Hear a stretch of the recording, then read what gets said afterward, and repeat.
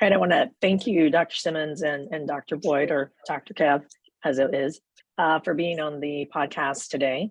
Our topic today, obviously, this is a little more widespread than children, but we want to focus a little on pediatric sleep issues and how it relates to airway and the lack of education that we're finding in the medical profession at large. So, Dr. Simmons. Well, thank you for the opportunity to be here today.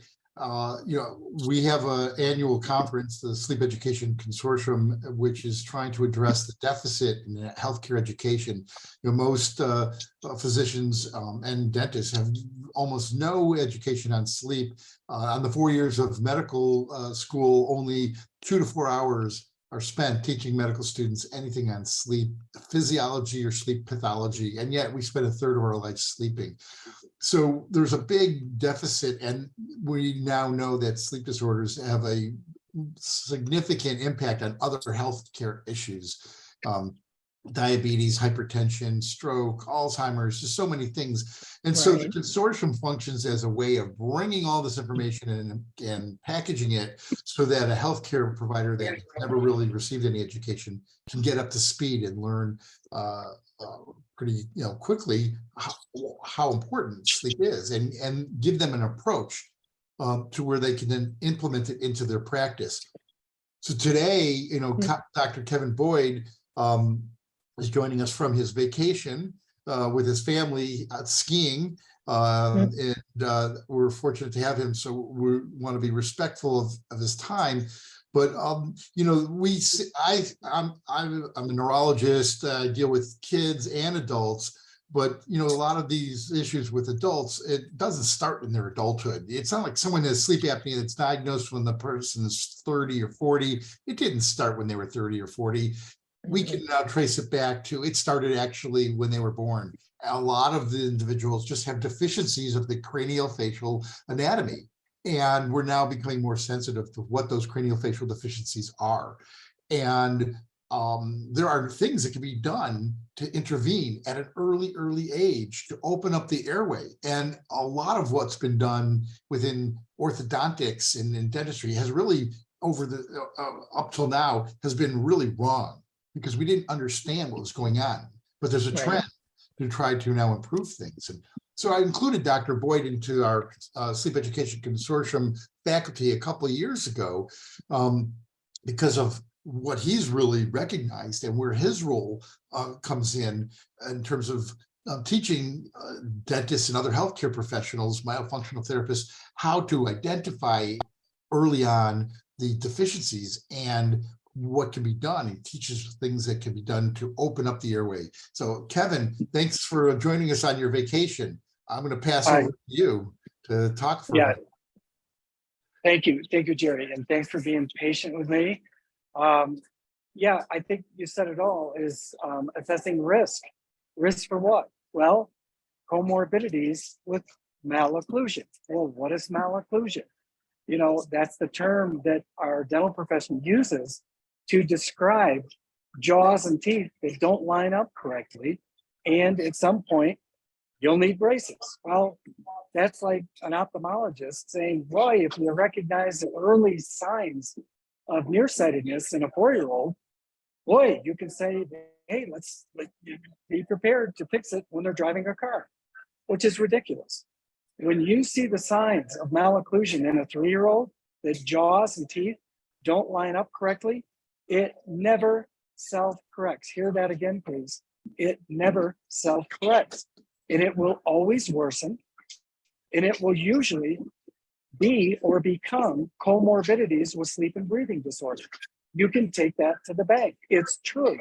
And it's been known for 100 years. So that said, it doesn't mean we need to treat every 3-year-old with a narrow jaw, with a protruded mandible or protruded upper jaw. It means we need to recognize it and bring it to the attention first. Are you ready for this? Not the pediatrician, not the dentist, to the mother. If the child is so lucky to have a mother, there's a lot of kids who have these problems that don't have a mom, that don't have a dad. But let's just say adult caregivers. And if you're lucky to have the female adult caregiver who has an instinct that's different from what we with a Y chromosome have, we care, we love, but nobody knows a kid like a mom.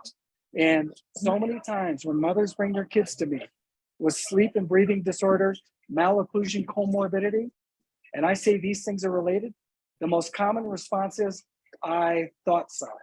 I thought so.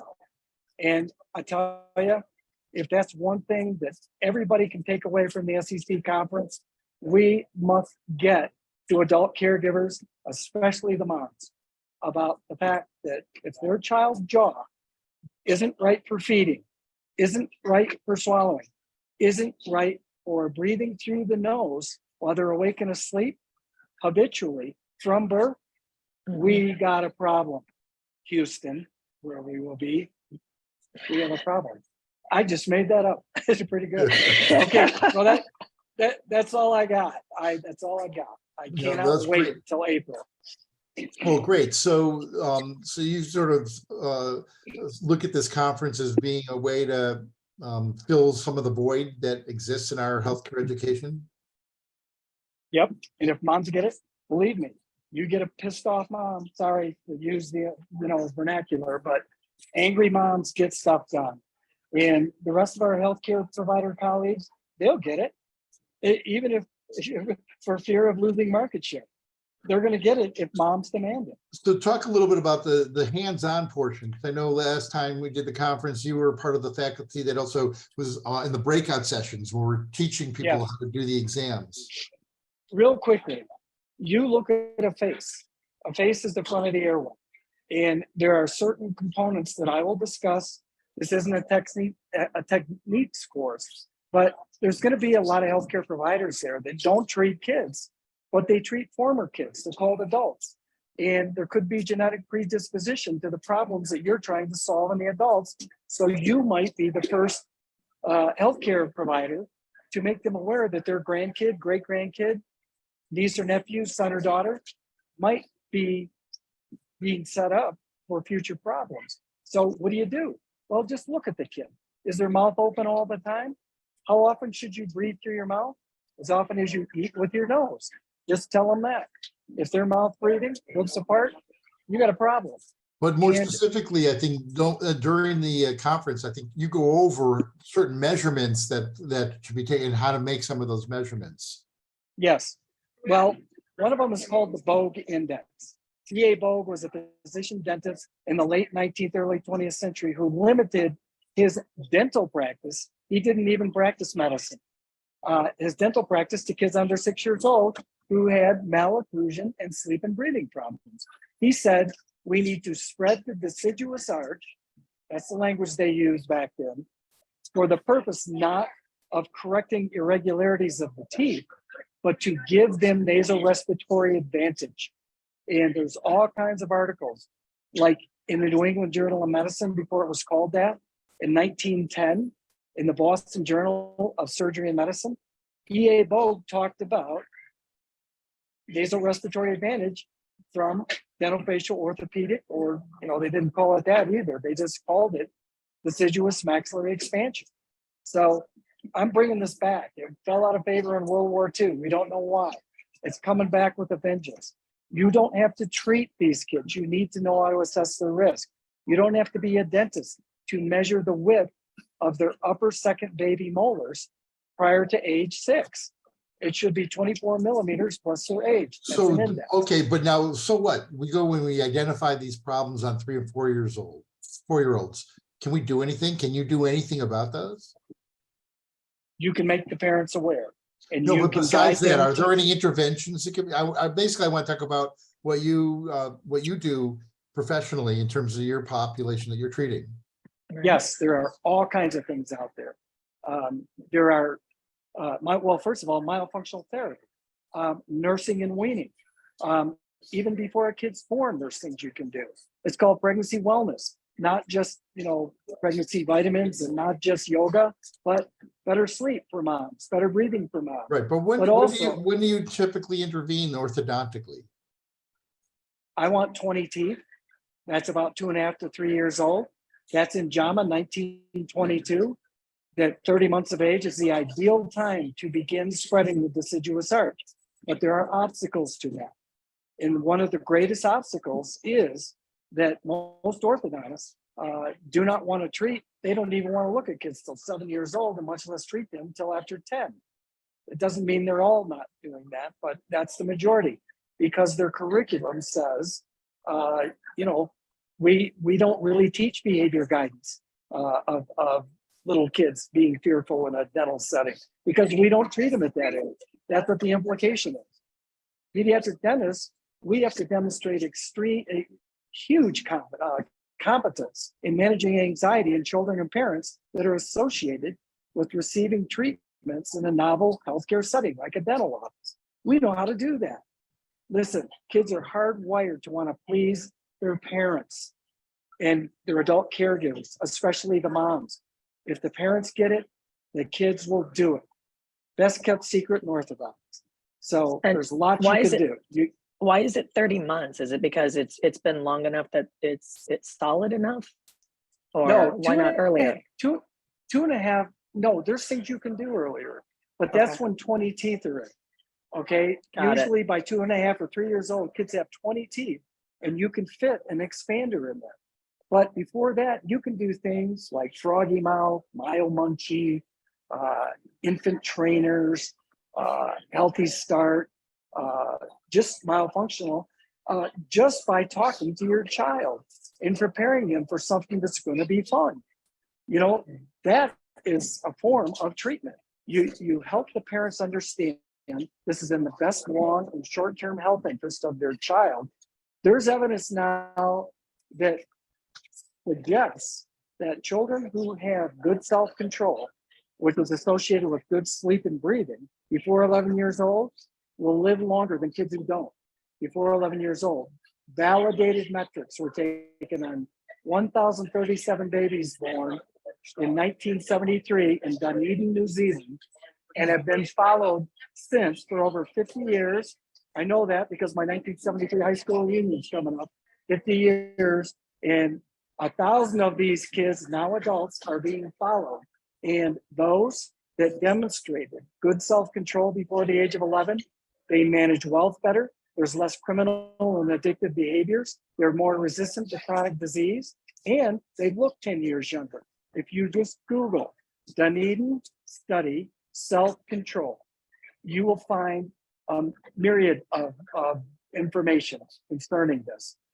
Expanding a kid and getting them to breathe optimally, meaning through their nose habitually during sleep and wakefulness, this portends that they will live longer. They'll probably live to be 100. Can't promise that, but minimize risk if you get them sleep and breathing well. And they're just going to have a better quality of life. And there's loads of research already in the public domain in the scientific body that says just maxillary expansion alone will improve a kid's quality of life, much better systemic health. And it now, from the group from Stanford, Audrey Yoon and company, have shown that when you do transverse expansion on a sagittally transverse deficient child with or without a crossbite, you can increase the nasopharyngeal corridor. You can help shrink the adenoids, normalize the lymph tissue. It's published in the journal Sleep 2021. So anyway, so much to be optimistic about. And that's what I tell parents. I'm not promising you. I'm the dental. I'm going to solve the malocclusion to the best of my ability. And I am going to give you optimism that your child will benefit from this. Not just from a better looking smile. Oh, they'll get that. Even though they'll need Invisalign someday for their adult teeth. This is something we do in early childhood, just like correcting nearsightedness. You don't let it go till they're driving a car. Don't let a non-self-correcting malocclusion go until they have more permanent teeth. That is medically indefensible. So you're sort of saying it's not really about the teeth, but it's about the cranial facial structure. And Right. so just because the adult teeth aren't in, it doesn't mean you shouldn't do orthodontics, because you could change the skull, the skeletal anatomy, even when the baby teeth are there. Yes, it's the field where the teeth grow. The field being the alveolar bone and the apical base of the alveolar bone. That needs to be shaped early. That needs to be optimized early. Mother Nature used to do it for us. 300,000 years of anatomically modern human existence without malocclusion. Go figure. Then 300 or 400 years ago, here we go. That is not genetic. The genome takes thousands of generations to incorporate a mutation. This is something that every child born has potential for optimal occlusion of the craniofacial and interconnected respiratory complexes. This is really becoming common knowledge, but not enough so. So looking forward to seeing everyone in Houston. Got lots of information, lots of case studies to show evidence of what I'm talking about here. Great. So, Well, listen, I want to be respectful of your time. I know you're with your family skiing, and so I want you to get back out on the slopes. Really appreciate that you were able to connect with us so we can get the word out there. Yeah. I'm honored to be part of your faculty, you guys. Thank So you. Good. All right. See you around like a donut. Take care. Bye. Bye-bye. Well, that's great. Yeah. So, I think having Dr. Boyd as part of the faculty, clearly you can see he has a lot of energy and a lot of passion, for what he does.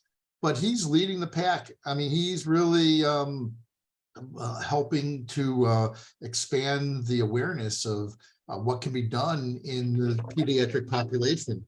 And so it's really a great thing. But there's other faculty members. We cover so many things in this conference. We talk about surgical interventions, different things that can be done from an ENT standpoint to open up the airway. We'll talk about Inspire, the newest, one of the newer methods of treating obstructive sleep apnea, and also talk about frenulum release, the tongue tie, and that things can be done surgically along those lines. And maxillofacial surgery, having maxillomandibular osteotomies, bringing the face forward. And there's some new techniques. Dr. Alfie's going to be presenting about some new methods where the time it takes to do the surgery has been drastically reduced. And the outcomes have really improved with some of the newer methods to do these more extensive surgical interventions, which as time goes on, these are going to be done more commonly, but that's to change the structure. So for the individual where you don't catch it in their infancy, and then now they're an adult, there are certain things that can be done surgically to try to open up the airway. And another important thing is we're not just talking about the airway. We're going to be talking about other types of sleep disorders, narcolepsy, insomnia, restless leg syndrome. If someone is a dentist and then they're going to start talking about sleep disorders to their patients, they're opening up a can of worms. And there's all different kinds of things that are going to become apparent. And the dentist needs to know something about these conditions. Right. Not because they're going to treat it, but they're sensitive enough and they're going to get the patient locked in or linked into a physician that can handle these other kinds of medical problems. But it also strengthens the credibility that the patient has, that the dentist has with the patient, when the dentist seems to be aware and have some understanding of these other sleep-related conditions. And you can't go into dealing with sleep with just a tunnel vision saying this is the only thing. It's all airway. Every sleep problem is an airway problem, and the way to treat it is with an oral appliance. I mean, that's not correct. So the dentist coming to this conference is going to learn along with physicians in the same group. I was about to say, it's not just dentists, because this is one of the things the conference is doing. It is a holistic approach, because that's one of the things we're rallying for, especially with pediatrics. You've got myofunctional therapists that are going to be there, speech pathologists, dentists, physicians. I mean, it's not just dentists that should be attending and learning, right? Right. It's about collaboration. And we're working with the AAPMD, American Academy of Physiologic Medicine and Dentistry. They're integrally involved with this conference. And their main theme and mission is collaboration cures. And that's really when I started the Sleep Education Consortium 19 years ago. That was really the idea, that we want to collaborate. And I was getting chastised by a lot of my physician colleagues that said, why are you trying to enable the dentists to go out there to do all these things that, on their own and do inappropriate things? I go, no, that's not the concept here. The concept here is to get to, these dentists want to get involved, and I'm trying to give them proper knowledge so they do it correctly. And what does a dentist do? They look at the mouth, right? That's the beginning of the airway. And so one of their patients, so imagine if they start screening for sleep apnea. I mean, I realized years ago that the dentists can be great, a great group to collaborate with to help screen for sleep apnea, because they're looking in the mouth of it's the first line of defense. Yeah. And if they knew what they were looking at, and they could understand how certain features are going to increase the likelihood of obstructive breathing during sleep, then they're going to start referring these patients on to get proper treatment. Or they'll implement it on their own. But really, if they're going to do that, my position is that they should do it in conjunction with a physician because of all the comorbidities involved. And it should be really a physician identifying the efficacy of treatment, because it's not just wearing an appliance, and it's not just about wearing a CPAP mask. It's not just about keeping the oxygen level from dropping. It's about improving overall quality of sleep. Overall health. But years ago, when I was on faculty at UCLA, I submitted a grant to the NIH, one of these sleep education grants, submitted it from UCLA, and about a third to a half of the grant was focused on educating dentists on sleep disorders. And half the reviewers thought it was a great idea. They thought I was a genius. The other half of the reviewers thought I was a misguided physician. And I really needed to spend more time focusing just on teaching physicians. Well, here we are now. This was like in 1996, right? So here we are, years later, almost, so where are we with all this? Right now, sleep dentistry is in vogue, and to the point where the ADA has now taken on as a statement saying that all dentists should be screening for sleep apnea. So it's music to my ears, because I've been saying this for my entire professional career, really. And, we need to work collaboratively. Yeah, absolutely. And you have available for people a free sleep questionnaire, correct? Yes. So if go to the webpage for the Sleep Education Consortium, my practice, which is Comprehensive Sleep Medicine Associates, we've been using a one-page sleep questionnaire for 20 years. And and it's really a good overview for taking a sleep history. Well, basically, we gave this to the Sleep Education Consortium so they could put it out there, and someone could download that questionnaire and start incorporating it into the practice. But coming to the consortium is going to help them understand how to deal with those responses that a patient is going to fill out on there, because there are questions about unusual behaviors during sleep, parasomnias. So if someone starts kicking and yelling and screaming in their sleep, what is that? Could it be REM behavior disorder? Is it part of a post-traumatic stress disorder? Is it part of nocturnal seizures? So, again, it's not all breathing, but if someone has uncomfortable sensations in their legs when they're lying in bed still, that's a question in there that pertains to restless leg syndrome. So, the questionnaire, it's available for people to go to the webpage, download, look at it, incorporate it into your practice, come to the consortium and learn more about it. Yep, and we'll put a link to both, because there's two sides. So for the dental track, I'll include the link for that, and then there's one for the physicians and their staff. So listeners can take either one. And just real fast, in your opinion, how have we missed this? How is the education so far off on this? Well, a lot of it's based on the technology and the development of, like when did we really start understanding more about sleep?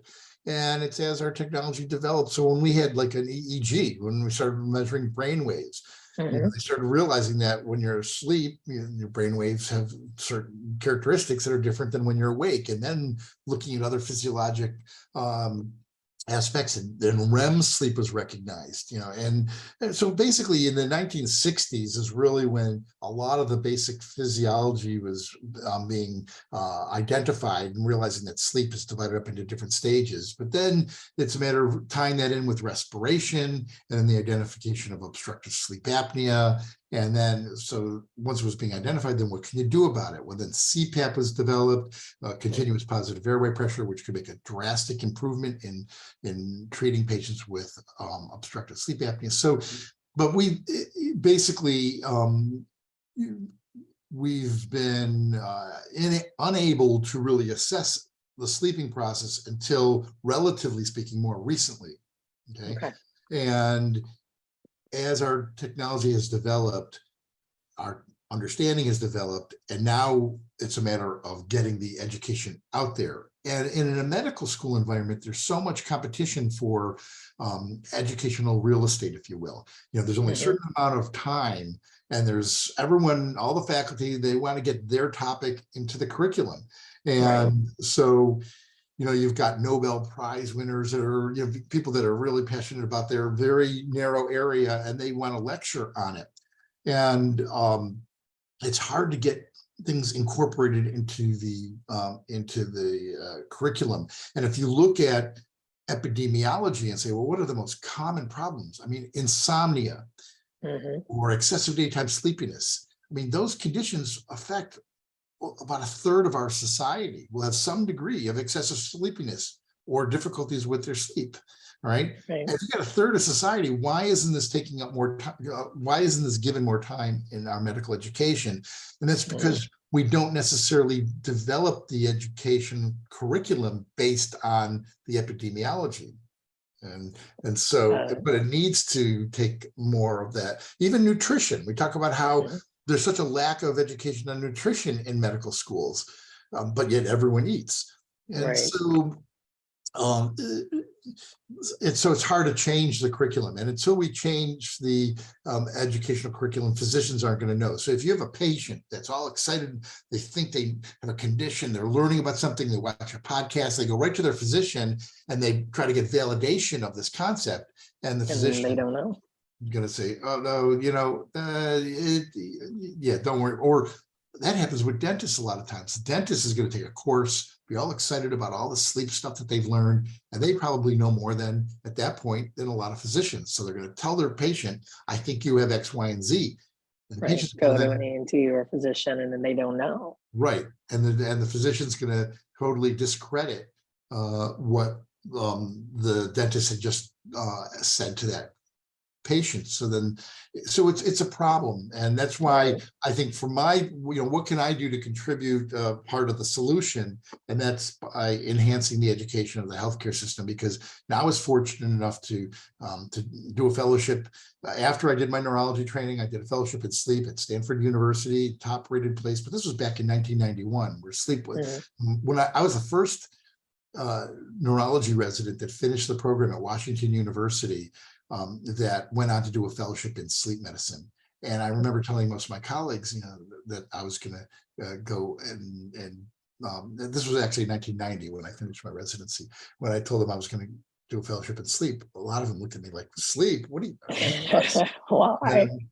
I don't know. And I had sort of a vision, recognize, I realized this is an upcoming area because I saw the physiology, the way it all interrelated, and it was fascinating to me. But when I was doing my fellowship, I learned certain things. I said, well, like, why didn't I learn these things earlier? They're not that conceptually difficult to understand. And yet I see the impact that it's having on patients' lives. This should be part of the regular curriculum, and it's not. So I'm no longer on a teaching faculty in a teaching institution. I used to be on faculty at UCLA, but then moved on into private practice, but still like to teach and help spread this education. And I'm really happy to what's evolved with the Sleep Education Consortium. And I have a great panel of other clinicians working with me to educate, and hope people can attend and gain more knowledge, and it will definitely impact your practice. Absolutely. And so again, the dates are April 27th, 28th, 29th. For the dentists, yeah. Mm-hmm. And for the physicians, it's the 28th and 29th of April. Correct. And the reason for the difference is the first day is focused specifically for the dentist, who we talk about appliances. The dentist is gonna get a chance to work with appliances. We go over the oral exam, some of the things that Kevin was talking about. They learn about how to do digital scanning. That's a big area now, to take a scan of the, instead of doing the impressions the way they used to in the molds, now that it's done digitally. So these are parts of the breakout session, and learning the importance of making a morning repositioner. Any patient's going to be on a mandibular advancing dental appliance in the morning should be in a morning repositioner to bring the jaw back to help prevent some of the side effects that can occur from mandibular advancement. But we even present an appliance. Dr. Yosefian is going to talk about an appliance that brings the jaw forward, the mandible forward, without pulling it. It stimulates the jaw forward by how it functions, the apnodent. It's interesting. So, there's a lot covered.